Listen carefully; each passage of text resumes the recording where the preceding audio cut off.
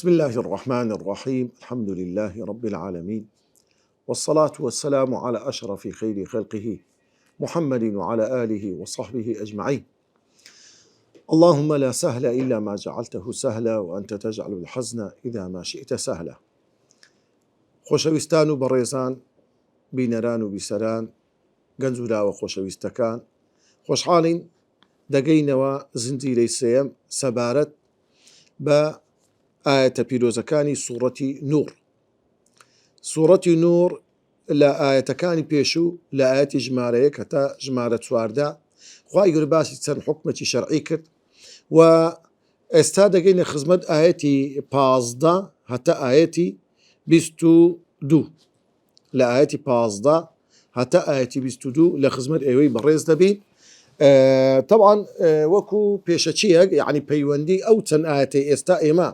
دەچینە خزمەتی لەگەڵ ئەو چەند ئاەتانی لە دەرسەکانی پێشوو باسمان کرد. لە ئاەتە پیرۆزەکانی وانەی پێشوو خوای گەورە باسی حکمی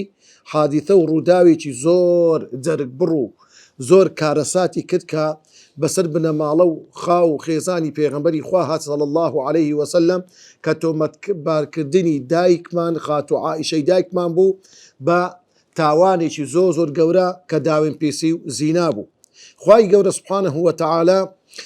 لەو چەند ئاەتە باسی ئەو بەڕائەت و دووری خاتو عائیشەی کرد لەو تاوانە، لەو گوناحە، لەو کردارە خراپە. لەو چەند ئاەتەیدا دێ هەر بەردەوام دەبین لەوەی کە خوای گەورە سبحانه وتعالى نمونەی هەڵوێستی پێغەمبەری خوددا صلی الله عليه وسلم کاتێ بوختان بە خاتو عائیشەی خێزانی کرا و لەو چەند ئاەتانیدا دێ هەڵوێستی ئینسانی ئیماندار دەبایە چۆن بی. دەبایە مسلمانەکان سەحابەکانی پێغەمبەر صلی الله عليه وسلم کاتێ ئەو قسەیان بەرگوێ کەوت دەبایە مووقیف و هەڵوێستیان چۆن بایە. باسی دەچینە خزمەت ئەو چەند ئاەتانە. سەرەتا مانای وشەکان، کەلیمەی وشەی یەکەم سوبحانەک واتە پاک و بێگەردی، دووری لە کەم و کوڕی بۆ زاتی پیرۆزی خوا. بوهتان و عەظیم، تۆمەت هەڵبەستراوێکی گەورەیە. تەشیع الفاحشە، بەدڕەوشتی داوێن پێسی بڵاو بکەنەوە. خطوواتی الشەیطان، هەنگاو وەسوەسەی شەیطان. بالفەحشە، بەدڕەوشتی یان داوێن پیسی. والمونکەر، ئەو کارانەی کە خوا و پێغەمبەر ڕێگریان لێ کردووە. یوزەکی، دووری دەخاتەوە لە کاری خراپ، هەڵی دەنێ بەرەو کاری باش چاک. ولا يأتلي، سوێن نەخوات بۆ ئەنجام نەدانی بەخشین. ئولو الفەضل، خاوەن بەخشش و ڕێز و گەورەیی. والسعە، هەبوو زەنجین دەوڵەمەند. وەلیەصفەحوا، با چاوپۆشی بکات، خراپەکەی لەبیر بکات. ئەوە بە کورت و پوختی مانای وشەکانی ئەو چەند ئاەتە پیرۆزە بوو. چەند وشەیەک باسمان کرد. ئێستا دێینە سەر مانە و تەفسیری ئاەتەکان بەگشتی. خوای گەورە سبحانه وتعالى لە ئاەتی ژمارە 15 دەفەرموێ: إذ تلقونه بألسنتكم وتقولون بأفواهكم ما ليس لكم به علم وتحسبونه هينا وهو عند الله عظيم. خوای گەورە لێرە گلەیی دەکا لە چینی ئەصحابی پێغەمبەر صلی الله عليه وسلم لە ناو کۆمەڵگەی مسلمان و ئەو ئاەتە ڕۆژی قیامەتی لە بۆ تێگەڕای ئیمانداران جێگای پند و دەرس و عیبرەتە. هەر کاتێک قسەیەکمان بیست دەربارەی برایەکمان خوشکەکمان دەبێ ئێمە ڕاستەوخۆ قسەکە بڵاو نەکەینەوە، نەخێر دەبی زۆر وریابین، زۆر ئاگدار بین. هەندێک کەلیمە قسە هەیە زۆر گەورەیە لە کردخوای گەورە سبحانه وتعالى، زۆرت لەسە دەوەستی لە ڕۆژی قیامەتی خوای گەورە بەرامبەری محاسبە و لێپرسینەوە لەگەڵ دەکات. لۆیە لێرە خوای گەورە دەفەرموێ: ئیذ، ئاکاتێک کە ئەو ڕوودا و ڕوویدا کەوا بنەماڵە و خێزانی پێغەمبەری خوا صلی الله عليه وسلم ناو ماڵی پێغەمبەری خوا هاتەش لە ژان، شیرازەیان تێک چوو، شیرازەی خێزانەکەیان تێک چوو. خاتو عائیشە چۆ ماڵی باوچی حتا نەخۆش کەوت، یعنی هەندێک کاری تێکرد. ئیمامی ئەبوبەکر دایکی خاتو عائیشەی هەن هەمویان زۆر دڵگران و نیگەران بوون کاتێک کە بوختانێک بە کچەکەیان دەکرێت، نازانە حەقیقەت و ڕاستیەکەی شتەکەی چۆنە. لۆیە خوای گەورە دەفەرمێ مسلمانەکان: إذ تلقونه بألسنتكم، کاتێک کە ئێوە قسەکەتان بەردەو کەوت. لێرە عادەتەن قسە بەرچێنە دەکەویتن بەرجێ ئینسان بەجێ قسەی دەبیستی بەڵام لێرە خوای گەورە سوبحانە و تەعالا چ دەفەرمێ ها تعبیری قورئان چەند وردە هەر کە قسەکەتان بەردەوکەت بیرتان لێ نەکردەوە یعنی قسە هەندە بە پەلە بوون قسەکە بڵاو بکەنەوە ڕاستەوخۆ وتەقولونە بئەفواهیکم یەکەوسەر قسەکەتان هینا و برد و لە ناو یەکتر گەیانتانە دەور و بەر و بڵاوەتان پێی کرد کەلیمەی تەلەقەونەه معنای چێ تەلەقەونەه یعنی بەردەوتان کەوت تلقى أو طبعا صار قراءتي هي أو كلمة أو شيء تلقونه دخين دريتوا وهذا دخين دريتو تتلقونه كقراءة ابن مسعود رضا ورحمة الله اللي صار به كلمة بشيوازج كش تلقونه يعني تلقونه أو صار قراءتي هي معناتها تلقونه يعني بردوتان كان أدي تلقونه يعني زور ببلبون هل يكوسر راستوخو بلتان كلها قاندين قسكلو دور بري خوتان تلقونه يعني يكوسر قسكتان ورقر إنساني إيمان دار زور مهمة كاتك قسك ورده قريتن يكم زار بجيبي بيستي كبجي بيستي أو جب عقل ليش بداتوا حتى تن أو قصيا لمصلحته برجواندي تودايا حتى تن أو قصية تأصيل للدين الدكا لقيامته لسري حسيب نابي لو ليرة بزانا كردواري قصة زور زواني هي دري بي بيجا إنزا بي بيجا معناه تيا يكم ضرب بيستا أو ذا بي بيجا معناه تي بي بيجا قصة كيله هيرندا بي بيجا يعني هذه برينزا بزانا يعني فكري لي بكوا هاي قصيات باشا يا خرافة بزانا أو ذا بي بيجا أو ذا قصة كيبكا إمامي أبو بكر رضا ورحمتي إخوائي اللي سر بيدا فرمي تمنام ذكرت ملم بقدراي ملي عشتري دريج باع لبروي كاتك كوا قصة كم ذكرت أو قصة بآساني يا كوسل لهم در نتشو باع وقصة كم بكر باع فكر ملي بكر باع وبين زور أو زمن طاني باع قصة كم در بري باع سبحان الله لويا براستي أو كإنسان توشي كان صادقة زبانة لويا إذ تلقونه بألسنتكم كاتي قصة كتان بردوكت وتقولون بأفواهكم راستوخو بزماني خوتان قصة كتان بلاو كردوا دزاني إنسان زور زارويا كقصة دكا زور مبين لقصة كيف كاتوا آية أقصى شند دقرتوا لو يا إخوائي يقول في ما ليس لكم به علم كاتي كأنقو أقصى كل درباري خاتو عائشة آية أتو علم دوش تهبو علمتيها حقيقتي اشتكى إدراك الشيء على حاله وكو خودي أقصى ككرا كدلين خاتو عائشة دائما في سكر ديا علمت فيها بتاي خودي تبوت أخي إدراك تيا إدراك بيشك لو بنت هستوارين يا إنسان هز بشتشيبكا يام بتاي خوي بيبيني يام بكبو بوني كربي يام بجيبي استبي يام بدز دستي لي دابي أو هستوارانا أيوة بيشك لو هستوارانا دي تبوتان بتاي خوتان اشتكتان يتبو ما ليس لكم به علم هي علم زانياريك تنبو بابتي نبو لو يا إخوائي يورسد فرمي وتحسبونه هينا أو قصا هنا بدنا أو بختانك بخاتو عايشة كراو أيوة قصتان تيداكن وتحسبونه هينا زول لا تشتكي كم وسوق بو هين وتشتكي كم سوق يعني إنسان مبالاتي بينداتا وتحسبونه هينا زور بكمو بوتوك وسوشي تيغيشتن بلام زور آقدار بن أو قصي ككرتان وهو عند الله عظيم أو قصيا للاي خواي قوري سبحانه وتعالى زوزر قصيشي قوري طبعا ليرك خواي قوري سبحانه وتعالى ليرة دفرم وتحسبونه هينا واتا أقصي كأنقو كتان لا تشتكي أسايبو يان أورز حرمتتا نبو لبدايتي إيمان دارا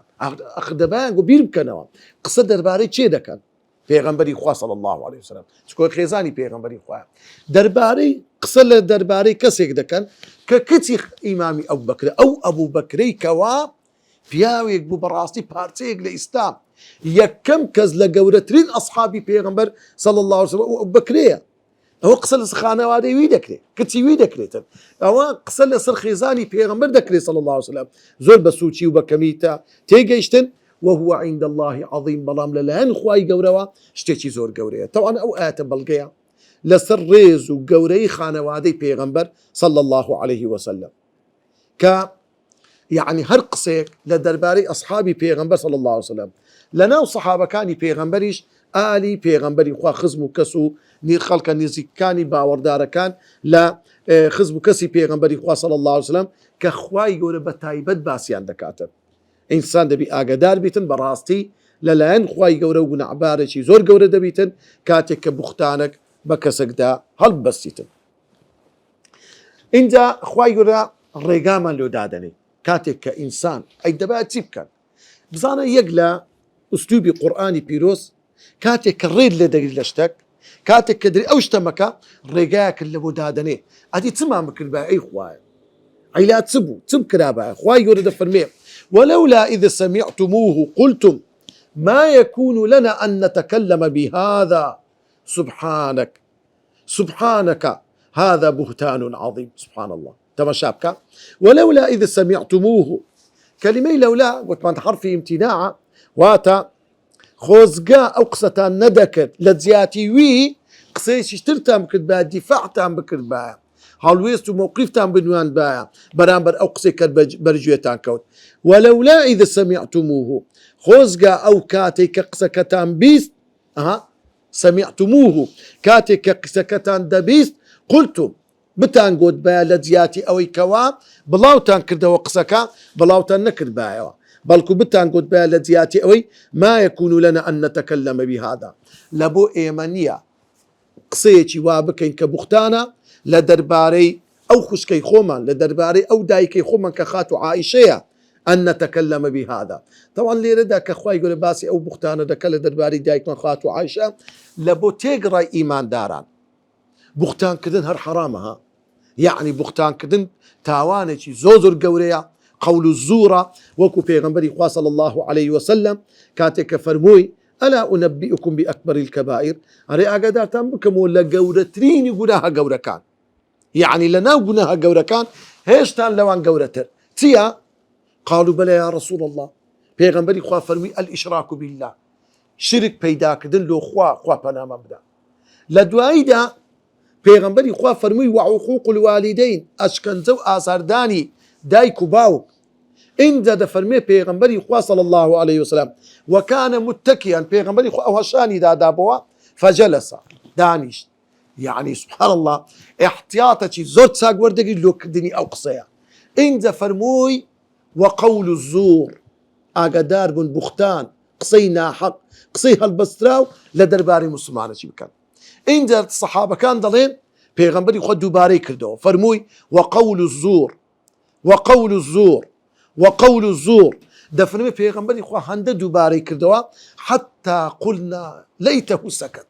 وتما خوزقه بيغمبري خواه بيدنگ دبو سكن هنده ماندي وهيلاتي بيو ديار بو بيغمبري خواه صلى الله عليه وسلم ماندو شكتي بيو ديار بو وتما خوزقه بيغمبري خواه بيدنگ دبو يعني هيتسكا اقصي دوباري كردوا هنده بي قلصو بين يعني بقناه شي قول السيدي كان كوات اللي ما يكون لنا أن نتكلم بهذا بتنقود بها لبو إيمانية قصيك بكي كاتك سبارد بعرض ناموسي خلقه لك دار كدني كسانيك سبحانك أنت مشاكا سبحانك ليرا لبوتيا واتباكو بيقردي ودوري لهمو كمكريك لو تيا لو خواي قوري سبحانه وتعالى سبحانك باكو بيقردي لو تو أي خواي ما بس ليرة تسيك إنسان دري سبحانك كلمة سبحانك سبحان الله لدو حالتان دقوتري حالتي كم أوي سرسامي كسك اشتكي دبيني سبحان الله تن عجائبة يعني ايه وش بتان قد بايا باكو بيقردي له أخواي تون بختان بدايك من ده دربستري تون بختان بكسك هل دربستري كخانواده وخيزاني بيغمبر صلى الله عليه وسلم فروردي كسك كأبو بكر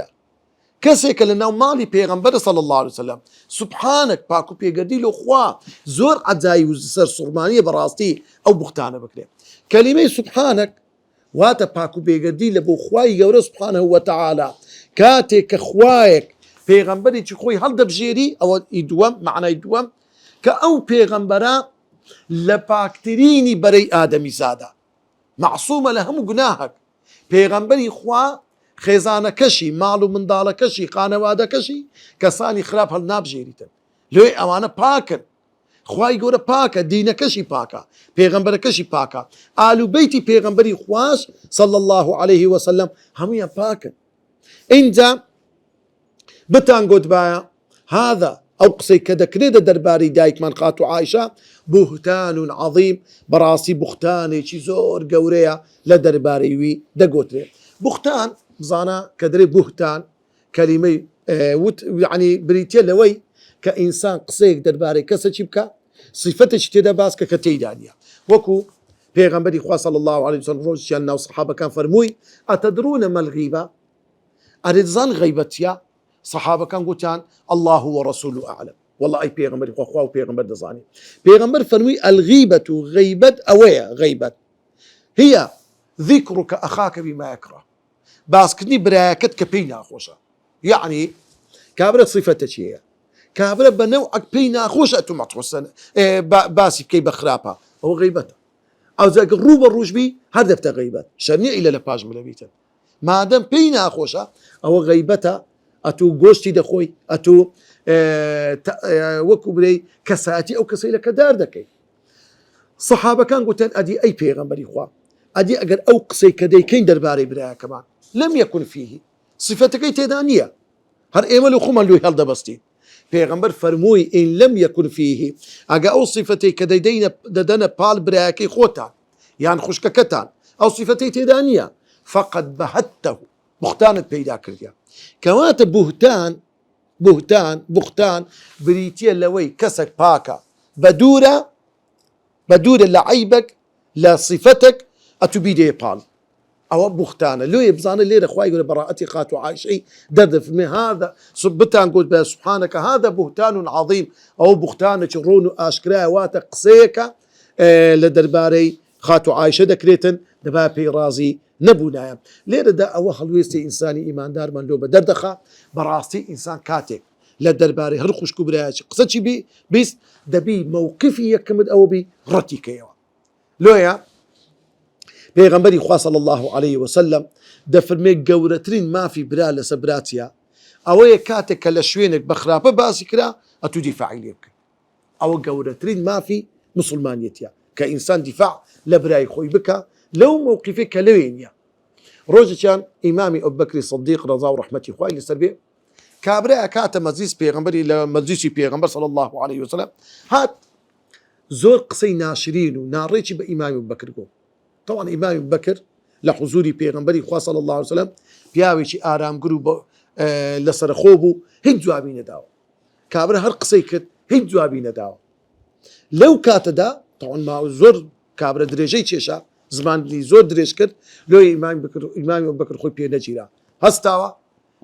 وستي جوابي كابرا بداتوا پیغمبري خوا صلى الله عليه وسلم سرزنشتي إمام أبو بكر كرد قلت دانشا قلت يا رسول الله لكيني او كابرا قصيدك كي تخسرنا كد ادي لو استامن دم يدفع على خوم كم اتو رقم لي دغري فمن اي ابو بكر لو كاتي او قصيبتو دغو هارتسي دغو ملائكتك لبشتي او كابرا يبو دفاعي لتولك دغو كذبت بلام كاتو هستاي ملائكتك الروي ملائكه دفاع اللي بكيان باخذ دفاع لخود بكي زانا لو انسان هندك جاري وهي دفاع كردن لمسلمانك كأتو لويني لدي ملائكتك لناقر كاك باسي وكسيمك غيبتا بناء عدقاتي أو صفتي كاتواتكي بغلطتي قيشتي لويا إنساني إيمان دار ديك بوشيويا حقي برايتي وخشكو برايتي بوشيويا رتا وبكاتن عند أخواي قول سبحانه وتعالى دفرمي يعظكم الله أن تعودوا لمثله أبدا إن كنتم مؤمنين يعظكم طبعا دواء كصحابة كان هلايان كت إنجا خوايقرا بيان دفرميو آموشقاريان دكا يعظكم الله كلمة يعظكم معناتها لوعظ وهاتوا كلمة وعظ لزماني عربي واتا قصيك زور كاريقر كتأصيل لدلو دروني إنسانك أو بيدو ترمى وعظ لو يتشك لغا كاني دعوتها ادعو إلى سبيل ربك بالحكمة دوام رقا والموعظة الحسنة موعظة يعني قسي كاريجر تأثير لدلو درونو ناخي إنسان بكاتل لو يروج كان بيغنبري خوا صلى الله عليه وسلم صحابة كان دلين بيغنبري خوا وعظنا موعظة بليغة وعظوا آموزغارية زور كاريجري كر حتى دفرمي كأن على رؤوسنا الطير خل كان هند بيدن بون هندا يعني تأثيري ليكدون أو قصاني بيغنبري خوا صلى الله عليه وسلم كو تيرق للسري إنسانك بي لبربي حركي أو إنساننا أوها لا تير بين سوكو داريان حسيب كان وكو درختك يا حسيب كان تير كل سد درختو اشتوا دنيش أوها اللي هاتوا صحابة كان حتى دفرمون صحابة كان زور يانجريان أو بيديو تري موعظة ليه إخوائي يقول دفن يعظكم الله بوهموا آياتاني قرآن كباس كدا بوهموا آياتاني كدابس إلى سرباتي خاتو عائشة كخوائي يقول باسك إخوائي يقول بندو آموشغاري تاندكا خواي قورا نصيحته آموزگاری تان دكا لبوتي أوي كرتان خواي قورا تان خوش نبي أن تعودوا لمثله بلام زاريشتر لبو قصيتي لو زورا هرجيز نقرينوا أن تعودوا لمثله أبدا حتى هتاي نابي زاريشتر ايوه بقرينوا بختانك بمسلمان يشتر دابكا طبعا يجيك لشروط توبتها أوي الإقلاع عن الذنب جناح للرجل رشوهر لنا وضلوا دروني قد دربي وهروها النقر يسر جناحه لو أن تعودوا لمثله أبدا هرجيز دار يشتري إنسان نابي بقرنوا سر جناحه لو زورا إن كنتم مؤمنين أقرأ وإيمان داري راستقينا دبي بندو درس عبرد وقرن سبحان الله بزانا زور ميمة كاتك إنسان هلايك دكا أقر إنسان سود قازانزي بندي ورقد لو هلايا أو امتحاني خوايا خواي يقول درجة أو إنسان جوربك زود زارو نخوشيك زود زارو توشي دردو بلاك دبي بلام أو دردو بلايا أو ناخوشي أو هلايكاتو كديتت دبتت أو محنة دبت محنة بخششي خوا زور كسيا جناح تاواني شكليا أو جناح تاوان بويت توبيتي و بويت باشرين مسلمان أو تاقي كدنوي خواي جورك خواي جوريا لبو أو كسا بالرقاق للرقاق كان خواي يقول درو خير اللي دكاتوا كابر جناح حق دكات دليتون دبي عاجز دبي كله أو غدرم كر دي وردا سرزنشتي نفسي خوي دكاتن آخري رقاق هدايته توبي بقسم الدبي لويا خواي يقول لآيات دعاء الدفن ويبين الله لكم آياته والله عليم حكيم أبو شوي خواي يقول آيات كان خويتان لبو رون دكاتوا بدردي خيتن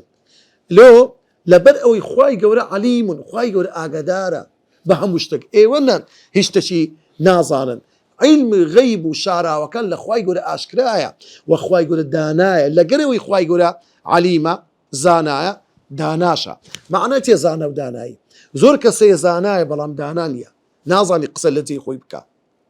زور كسيا عند دانايا دانايا كي ويلي لك أقر أقصي بكم رقة تأثيري لوي أوبي نفسيا ويلي دي أو كسا له مشتق دادا بغي سلام لفراين ناكم نكو بينا خوش بي صداني مالي فران ناكم نكو هن نكو أقر ويلي لك أو إنسانة توشي نخوشي نفسي دبي لوي زاناي وداناي دوشتي هاو تريبي يكتر دو بالن إنسان بيدا قاتا قورتين ببس كعلم زانستيا دبي دانايج لقر بكار بيني خواي قور لا زور بي زوري آيات كاني قرآن بازي تسمان لو دكا عليم حكيم علم حكمة خوي مالو بازكا هروكو خواي قور زوزار باسي هيزو دا صلاتي خوي لقر حكمة لقر داتوا داناي يعني هيزو دا صلاة زبرو زنك قوة أقل شويني خوي بكارني دبتا دردو بالله دبتا ستم دبتا جناح تاون له أو كسا ليه والله عليم حكيم خواي قول زانايا وداناشا بوي كتشتك لبو دادني وتشتك لمصلحتي ايويا بو شوي كتاقيت عندكاتو لو دنيا لا تكاني دواتر إن خواي قول بقشتي باسي جور كسانك مالو دكا أو كسان حزدكا أعواتو آرزويانتيا بلاو كردنوي بدروشتي وكاري خراب لنا كوملقا دبي أوان التاوانيا تنقو ربيتن خواي قورة دفرمي إن الذين يحبون أن تشيع الفاحشة في الذين آمنوا أواني كوا يحبون أنت مشابكة يعني سبحان الله عندك سيا دستوستانه بيد صلاته بدستيتي بيناكري بعندما كان يشيت بيناكري بلان بضل لك خرابيه سبحان الله لو قوري يعني ببيدستي تدابي ضلي لك خرابيه وزور مصيبه تشي قوريها أواني كوا يحبون أن تشيع الفاحشة في الذين آمنوا أواني كزور حزك الفاحشة وبدروشتي وخرابكاري بلاو بيتوا لشي لناو إيمان داران طبعا لزيادة أو آية التعريضة بشي بعبد الله كري أبي كري سلول كأو هستا أو بختاني بخاتو عايشة دايك مان داكن كسروشي دور وكانوا منافق كان بو حزيدك دائما كاري بدروشتي وشتيوا لنا وخلشي بلاو كاتوا طبعا يتشك له كاركاني بلاو كنوي بدروشتي بس قصوا دعاية وإعلامه هذا بيني استازور زار بس لدعاية للراقة عندن للسوشيال ميديا عندك شد خنا ناو بازاري أو شوينانا بزلو يخلق لك نياشتشي أسايبي مثلا لون منا باسي كاري بدروشتي باسي موديلات باسي آفرتي رود قوراني أو بابتانا هموي بلاو دك تخلق لكني اشتشي أساي وبأساي وربقريتن ويلي دي من ضالي قدسكا لتيك توك كي لفيسبوك كي لو برين هو كاراني السوشيال ميديا اشتي دبيني آفرتي رود دبيني قصينا ريق دبيني لكني دك تشتشي أساي لو أواني كوا يحبون أن تشيع الفاحشة زور حزدك بدروشتي بلاو بيتو لناو كومل جي إيمان داران لناو إيمان داران أوانا لهم عذاب أليم في الدنيا لدنيا دا عذاب شي زور بإيشيان لبوهيا فبس ديرتيا أو كساني كاري بدروشتي دكان عرض ناموسي خلق هتك دكان دانوي بربر الله أي بلاو بيتوا زرر من دي يكم خويانا لدنيا دا لو تما شابك أو بربر الله كإستا لأوروبا هيا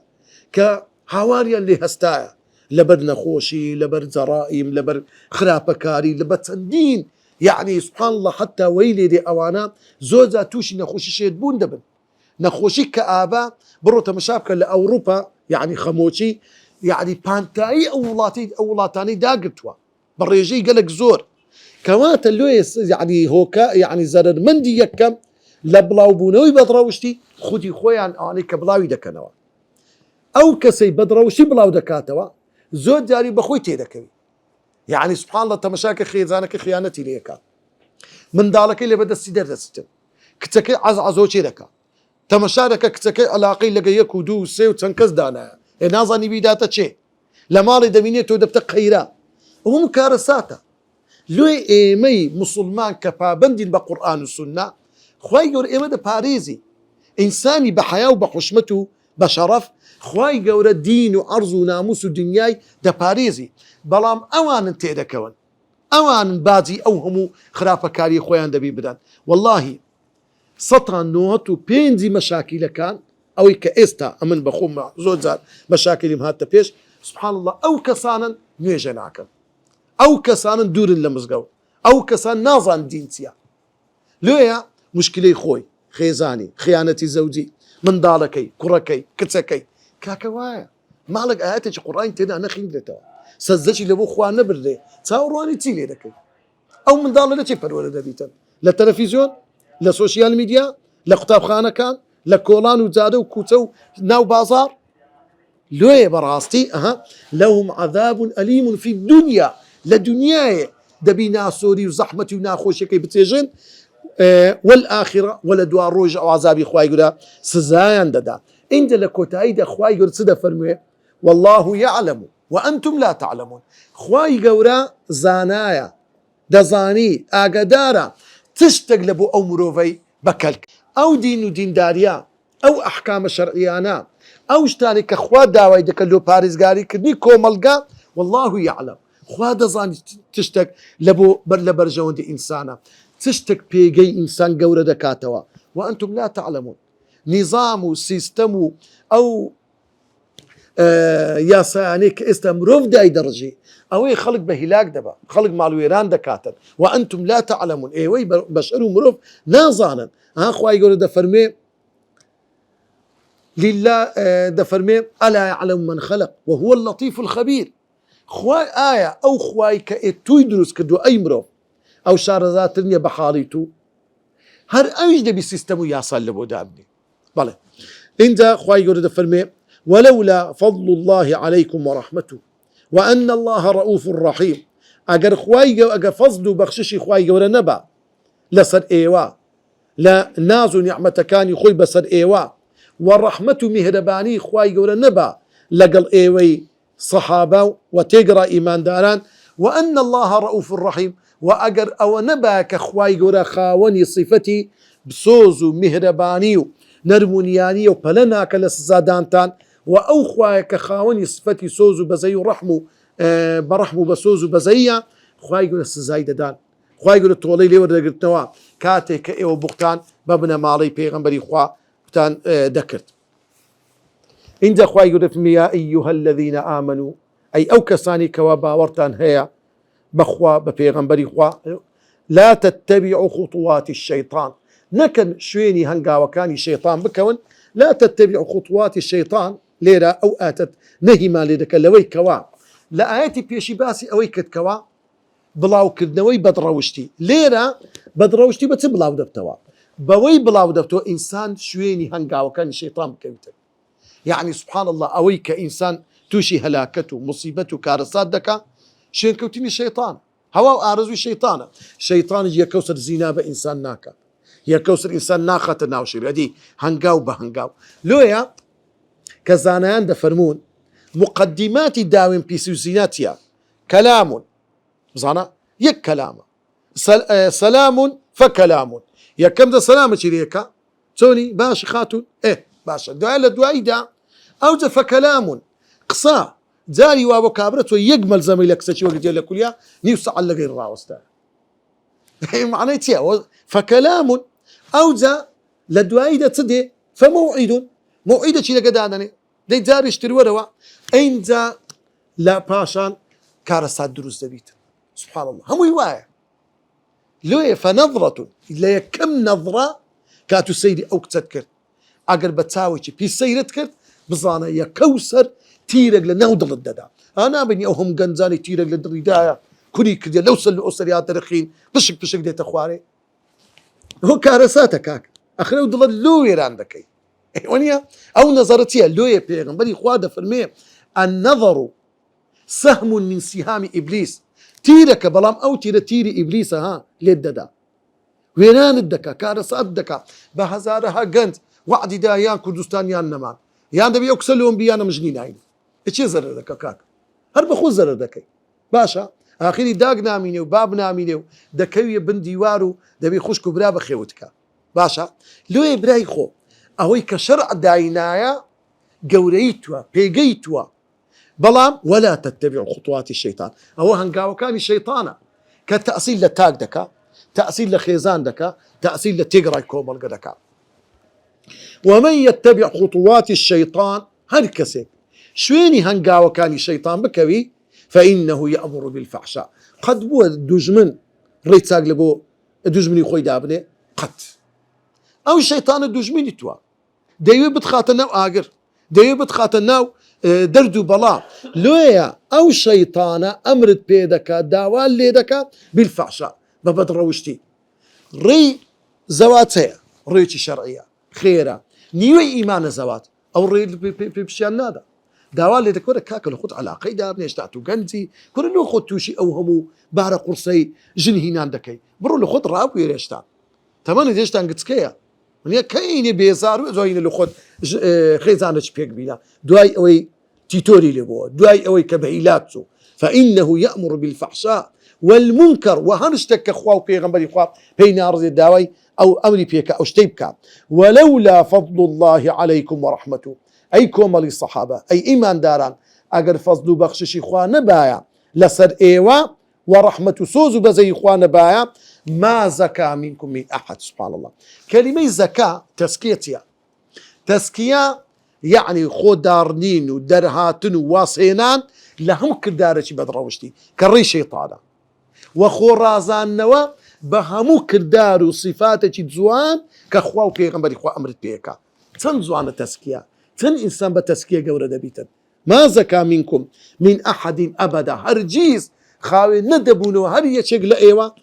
هەتای ولكن الله يزكي من يشاء بەڵام خوای گەورە سبحانه وتعالى عبد و بەندەکانی خۆی تەسکیە دەکا پاچیان دەکاتەوە پاڵفتەیان دەکا بەرزیان دەکاتەوە لە دنیا و لە قیامەت والله سميع عليم خوای گەورە بیرسەر و ئاگادارە بەکردەوەکانی ئێوە. اینجا لە دواییدا خوای گەورە سبحانه وتعالى لەو ئاەتەی دواتر دەفەرمێ ولا يأتلي أولو الفضل منكم والسعة لە دەرسی پێش و باسمان کرد کە ئەو ئاەتە تایبەت بە ئیمامی ئەبوبەکر دابەزی کاتێکەوە میستەح و دایکی میستەح بوختانەکەیان کرد کە پلچی ئیمامی ئەبوبەکر بوو کە وعدەی دابوو هەل لە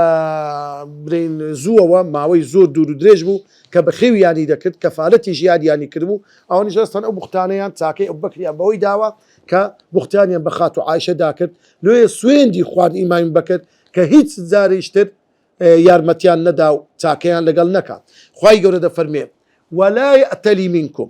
ولا يأتلي أولو الفضل منكم نابی لە ئێوە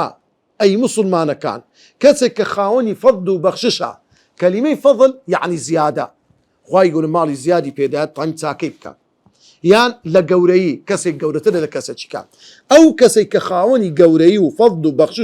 بەخششە منکم لە ناو ئێوە وەسەعەتی لەگەرەوەی کە فەضل و گەورەی هەیە دەوڵەمەندیشە خوا ماڵ و سەرۆت و سامانی پێدایە نابی سوێن بخوالەتی ئەن یؤت ئولی القوربا کەوا ماڵ نەدا بەو کەسانێک کە خزمی نێزیکی خۆیتی کەلیمەی ئولی القوربا یعنی خزم طبعا لە هەموو کەسێک نێزیکتر کە حەقی هەبیتن لە دەوروبەری ئینسان داک و بابە لە دووی خوشک و برایە ئەوجە پێدادێ والمەساکینە والمهاجرین و ئەو کەسانەی کەوا یارمەتی ئەو کەسانە بدا کە مسکین و فەقیرن هەدە کە میستەح و دایکی والمهاجرین ئەوانەی کە کۆچیان کرد لەگەر پێغەمبەر صلی الله عليه وسلم بزانە لەگەرەوەی ئەوانە ئەو تاوانەی دەکەن بەڵام خوای گەورە فەزل و چاکەشیان لەبیر ناکە ئەوانە ڕاستە ئەو گوناح و تاوانەیان کرد بەرامبەر بە پێغەمبەری خوا بوختانیان بە خات و عایشەیدا کرد بەڵام ئەوانە خزمی تونە ئەی ئەبوبەکر ئەوە یەک دووەم فەقیر و هەژارن فەقیر و هەژار ڕێزی هەیە لەکە خوا سێم ئەوانە کۆچیان کردیان کۆچکردن زۆر گەورەیە لەکرد خوا لۆی مادەم ئەوانە فی سەبیلیلا لە پێناوی خوا ئەو هەموو قوربانیاندا ئێستا هەڵەچیان هەبووە چاوپۆشی لێ بکە وليعفوا أي أبو بكر عفويان بكا تاوبوشيان ليبكا وليصفحوا هيت اللي ضل دانبيه صفح يعني وكو بارتا بليتك كهيت جريتي دانبيتن دلت أوها الراس بيتو برامبريان إن أخواي يقول فرمي ألا تحبون أن يغفر الله لكم ايوه حزناك أخواي يقول ليتان خوش بي بتي ليتان خوش بي بتاك كدن لقر أوانا لقر أو عائلة فقير وهجارة والله غفور رحيم خواي جورا لي خوش بوا وزور بسوز وبزي برامبر بعبدو بندكاني خوي تائر أو تفسيري أو تن آية بيروزبو برزان خوشيستان استدي نسر سودو بندهلين زراوكاني أو تن آية بيروزي كباس ما كد يكم همو هواري سرتا برجوه دكويت باشم بزبان بلاو دكريتو بلام خواي جورا بهوي خيرائي لبلاو بونوي هوالكا باسي برجوه كوتنكا ناكات ڕاستەوخۆ باسی کەوتە ناو باس و خواسەکە دەکات بێوربوونەوە و لێکۆڵینەوە لەلایەن هاوڵەکانی پێغەمبەرەوە صلی الله عليه وسلم خاڵی دووەم گەورەترینش لە ژیانی دنیادا بۆ مرۆڤ کەسایەتیە یەکێ لە مەبەست و ئامانجەکانی ئاین پارێزگاریکردنە لەو کەسایەتیە بەوەی قەدەغەکردنی داوێن پیسی و لە کەدارکردنی کەسایەتی و لە کەسایەتی بەدانانی سزای تۆڵەسەدنەوە لۆیان یعنی کەسێکەوە کەسایەتی لە کەدار دەبی هەشتا داری پلێ بدرێتن وەکو لە دەستی پێش و باسمان کرد خاڵی سێم وشەی سبحان الله بۆ سەرسوڕمانیە وەک ئەوەی بڕواداران نەدەبا سەبارەت بە پێغەمبەری خوا صلی الله عليه وسلم خانەوادەکەی شتێکی وا بڵێن بەڵکو دەبا هەر بە مشتیاندا نەهات بە چونکە کەم و کوڕی پێغەمبەران کەم و کوڕیە بۆ پەیامنێر کە خوای گەورەیە نابی خوای گەورە کەسێکی بکاتە پەیامنێری خۆی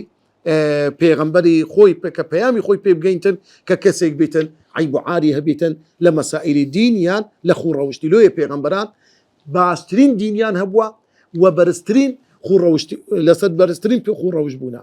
خاڵی چوارەم لە کەدارکردنی کەسایەتی مسلمان تۆمەتێکی زۆر گەورەیە بە تایبەت ئەگەر تۆمەتەکە ئاڕاستەی خانەوادەی پێغەمبەری خوابی و خات و عایشەی خێزانی بکرێت کە بابەتەکە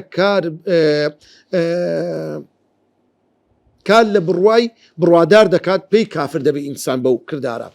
خاڵی پێنجەم ئەو کەسەی بەدڕەوشتی ئەنجام دەدات حەز و ئارەزوو چێژی لێ دەبینێت و پاڵنەرێکەیە بۆ ئەنجامدانی، بەڵام ئەوەی حەز بکات بە بڵاوبوونەوەی بەدڕەوشتی کەسێکی ناتەندروست و نامۆیە، بۆیە سەختترین سزای بۆ هەیە لە دنیا و دواڕۆژ. یعنی کەسێکەیە بۆ خۆی بەدڕەوشتی دەکات، بەڵام هەیە نا بەس حەز دەکە خەڵک بەدڕەوش بی، ئەو سەیری خەڵکی بکە کاتێککە کردداری خراپ دەکەن. ئەو نەوع کەسە سوبحان الله لە مرۆڤایەتیش دەشورێتن، دەستە ڕێزی ئاژەڵەوە.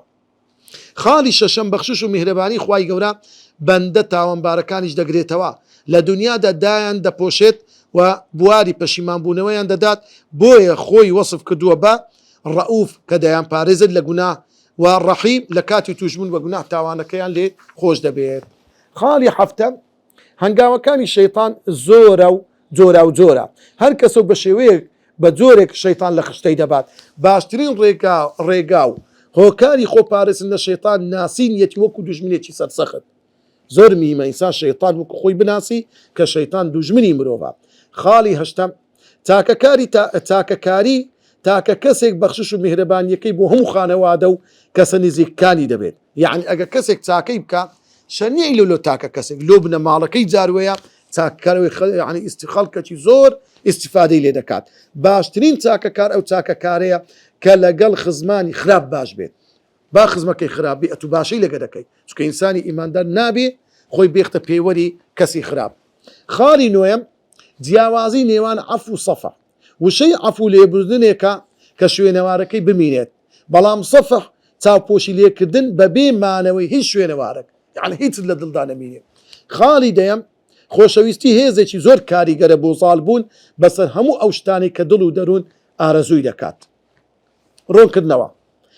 ڕۆنکردنەوەی یەکەم سەبات بە ڕووداوی ئیفک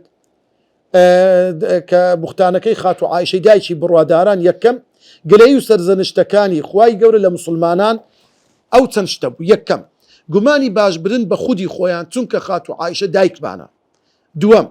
گەڕانەوە بۆ فەرمانی خوددا هەر لەگەڵ بیستنی هەواڵەکە کە داوا کردنی چوار شایەدە دەبایە داوای چار شایەد بکەن لەو کەسانی کە و بوختانەیان کرد. سێەم بێدەنگبوون لە ئەس قسە و بابەتێک کە زۆر گەورەیە باشترین شت هەڵبژارنی بێدەنجی بوو. چارەم بیرهێنانەوەی بەخشش و میهرەبانی خوای گەورە لە کاتی ئازاردانی پێغەمبەر و خانەوادەکەی صلی الله عليه وسلم. دووەم لەو ڕووداوە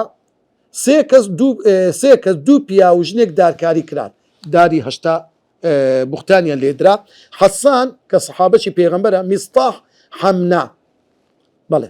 سێم دوای پێگەیشتنی و ئاەتە پیرۆزانە هەر کەسی خات و عائیشە بە داوێن پیس بزانێت بە کافر هەژمار دەکرێت بەهۆی دژبوونی بە ئاەتەکانی قورئانی پیسۆز و کە داوێن پاچی پشتڕاست کردتەوە. خاڵی چارم ئەگە سوێن خورا لەسەر کارێکی خراپ یان نەکردنی کارێکی باش دروستە سوێن دەکە بشێندرێ و کارە خراپەکە نەکرێت یان کارە باشەکە ئەنجام بدرێت، بەڵام چ بکەی کەفارەتی سون بدەیت وەکو پێغەمبەری خوا دەفەرمێ صلی الله عليه وسلم من حلف على يمين، هەر کەسێک سوێندێکی خوارد فرأى غيرها خيرا منها دیتی ئەنجامدانی ئەو شتەی نەکردنەکەی باشترە لەوەی کەوا ئەوی شەی بکاتن فليأتيها بائشەکەی بکە، بائشە تاکەکەی بکە، ئەدی چ بکە وليكفر عن يمينه كفارة صندقي باب داتم لزياتي أو إمام مسلم أو حديثي الجرايتوا. بابتي دوام سەبارەت بە حەزکردن لە بڵاوبوونەوەی بەدڕەوشتی. هەر کەسێک بە جوێرەی ئاست و بەرپرسیارەتی پشتی تاوانی بڵاوکردنەوەی بەدڕەوشتی بەردەکەوێت. پشتی هەرە گەورە بەرچێ دەکەوێت کاربەدەستان و دەسەڵاتداران بەوەی دەستڕۆیشتن و داڕشتنی یاسای ڕێگری کار لە بڵاوبوونەوەی بەدڕەوشتی. ئەوان دەسەڵاتیان هەیە لۆی ئەوان تاوانباری یەکەمن ئەگەر بەدڕەوشتی بڵاوبیتەوە. خاڵی دووەم زانایان لە بڵاوکردنەوەی هۆشیاری و زانیاری سەبارەت بە خراپی دەرەنجامی بەدڕەوشتی بۆ تاک و خێزان و کۆمەڵگە بەگشتی. سێەم فەرمانگە و دام و دەستگاکانی میری لە فەرمانگە و دەستگاکان دەڕێگری بکرێت لە کاری بەدڕەوشتی. سەرۆکی خێزان لە دایک و باوک هەندووچیان بەرپرسن لە منداڵەکانیان پەروەردەکردنیان بە پەروەردەیەکی جوان و باش، هەستکردنی خودی هەر مرۆڤێک بەرامبەر بە فەرمانەکانی خوای گەورە و جێبەجێکردنیان بە تایبەت لە بواری ڕەوشت و ئاکاری جوان و بەرز. سەبارەت بە شەیطان بنەچەکەی شەیطان لە بەرەی جنۆکانە لە بلێسەی ئاگر دروست کراوە وكو خواي يقول فرموه وإذ قلنا للملائكة اسجدوا لآدم كاتك إما فرمان ما كد داوامك لآدم كسجد بريد لبو آدم داوام ما كد لملائكة كان كسجد بريد لبو آدم فسجدوا هرهم ملائكة كان سجديان بر إلا إبليس تنها إبليس نبي كان من الجن ككاتي خوي لزنام بو بقر ملائكة كان كلا زانايو دينداري خواناسي ففسق عن أمر ربي أو درس الأمر فرماني خوا سجدكي لبو آدم نبرد خالي ششم نفرد لي كردني خواي يقول نفرتي كدو شيطان كاتي كوار كرنوشي نبد وكريز احترام لبو باوك آدم خواي ياخيبو لو خواي يقول لسوز مهرباني خوي دريكن خالي حفتم درباري الشيطان لخشت بردني مروف لا شيطان بشش قناغ لخشتي دبات قناغي يكم خريك كردني بكرداري كباداشتي زورني لبري خريك بون بكرداري قورو باداش زوركان نوجي مثلا لون من نوجي بانك دا كابردري والله بسم نوجي بيستحف